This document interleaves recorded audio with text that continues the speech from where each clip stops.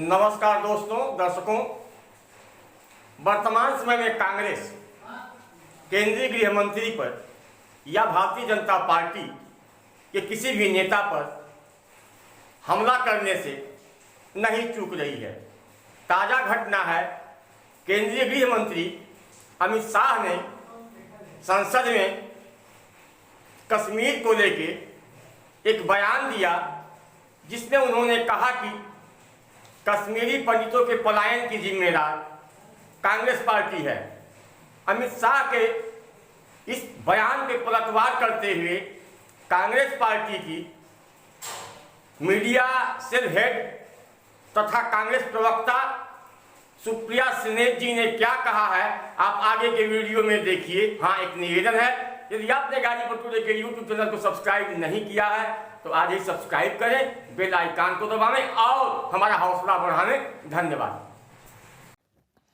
अमित शाह जी, आप हमेशा की तरह बड़े झूठ के पुलिंदे सदन में बोलकर चले गए, लेकिन क्योंकि आपने इस बार फिर से कश्मीरी पंडितों के दर्द और उनकी वेदना पर अपनी घिनौनी राजनीतिक रोटियां सेकी, तो आपकी कलई खोलनी और आपके झूठ की कलई खोलनी जरूरी है।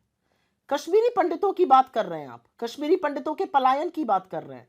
जब 1990 में कश्मीरी पंडितों का पलायन हो रहा था, तब विश्वनाथ प्रताप सिंह की सरकार थी केंद्र में, जो आपके समर्थन से चल रही थी।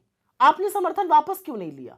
असलियत यह है कि उस सरकार में गृह मंत्री मुफ्ती मोहम्मद सईद थे, जिनको आपने मुख्यमंत्री बनाया। असलियत यह है कि वहां पर गवर्नर जगमोहन थे, जिनको आपने केंद्र सरकार में मंत्री बनाया।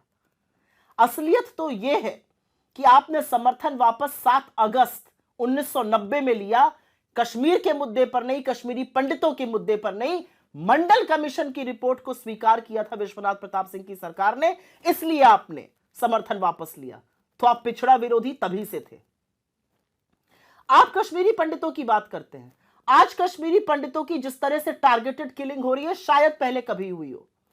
राहुल भट्ट से लेकर मिस बाला तक की टारगेटेड किलिंग हुई। कश्मीरी पंडित आपसे मिलने के लिए बेचैन रहे, आज भी धरना और अनशन पर बैठे हैं। उन पर लाठियां बरसाने का, उनको करंट के तार लगाने का काम आपकी सरकार ने किया। क्यों नहीं उनको सुरक्षित रख पाए? हमने तो 3000 घर बनाए, उनको आपने बेघर कर दिया। हमने तो लोगों को नौकरियां दी, और आज हालात ऐसे हैं कि कश्मीरी पंडित जम्मू में रहने को मजबूर है। वो कश्मीर अपनी नौकरियों पर नहीं लौट पा रहे हैं क्योंकि टारगेटेड किलिंग हो रही है। यह है आपकी सुरक्षा। कश्मीरी पंडितों से हटकर बात करते हैं शांति की। आपने कहा 370 के बाद शांति हो गई। अगर 370 के बाद शांति हुई तो 157 सुरक्षा कर्मियों की और आर्मी के जाबाजों की उस शहादत के बारे में आप क्या कहिएगा, जो बार बार एम्बुश में रजौरी, पुंछ, अनंतनाग, तमाम ऐसी जगहों पर उनकी शहादत हुई। लेकिन एक नया पैटर्न हमने देखा कि 2021 के बाद से प्रधानमंत्री और आपने श्रद्धांजलि और संवेदना का एक भी शब्द बोलना बंद कर दिया। असलियत तो यह है कि जब 2 जाबाज जवान कैप्टन्स की शहादत होती है और उनके शव घर आते हैं तो प्रधानमंत्री सोटी करते हैं। असलियत तो यह है कि जब एक मेजर, एक कर्नल, एक डीएसपी की शहादत होती है आतंकवादियों के हाथ, तब प्रधानमंत्री कोई जश्न मना रहे होते हैं भाजपा के हेडक्वार्टर में। आप बात करिएगा आतंकवाद की, चलिए आतंकवाद पर बात कर लेते हैं। समझाइएगा किसी को कि सैफुल्लाह फारूक जो 10 साल तक जेल में था, पाकिस्तान परीक्षण लेके आया, मसूद अजहर का बड़ा शिष्य, उसको आपने निकायिक चुनाव का टिकट क्यों दिया? आपने तारिक अमीर को विधायकी का टिकट क्यों दिया? उनका ट्रैक रिकॉर्ड कोई जानता नहीं है क्या? आपने तालिब हुसैन के साथ मंच कैसे साझा किया? और आपने आसिया अंद्राबी को बेटी बचाओ बेटी पढ़ाओ का ब्रांड एम्बेसडर बना के उसके पोस्टर लगवाए। वो पाकिस्तान जिंदाबाद और उनके समर्थन के नारे लगवाती है और पाकिस्तान जाकर ट्रेनिंग पाके आती है। यह है आपका वतन परस्ती, यह है आपकी असलियत। बता पाएंगे कि बार बार आप आतंकवादियों को गले क्यों लगाते हैं? और एक बात और, ऐसा क्यों होता है कि जब जब भाजपा की केंद्र में सरकार होती है तभी रघुनाथ टेम्पल पर प्रहार होता है, तभी अमरनाथ यात्रा पर प्रहार होता है, हमला होता है? ऐसा क्यों है? किसको बचा पाए आप कश्मीर में?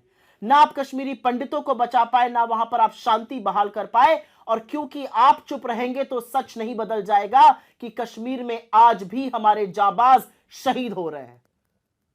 और जब तक आप इन बातों का जवाब नहीं दीजिएगा, कश्मीरी पंडितों पर और पिक्चरों की और पिक्चर हॉल की बात मत करिए, क्योंकि असली पिक्चर तो देश देख रहा है। और देश देख रहा है कि आज भी आपकी नाक के नीचे टारगेटेड किलिंग होती है, आज भी आपकी नाक के नीचे जाबाजों की शहादत होती है, आज भी आपकी नाक के नीचे आप दुर्दांत आतंकवादियों को गले लगाते हैं।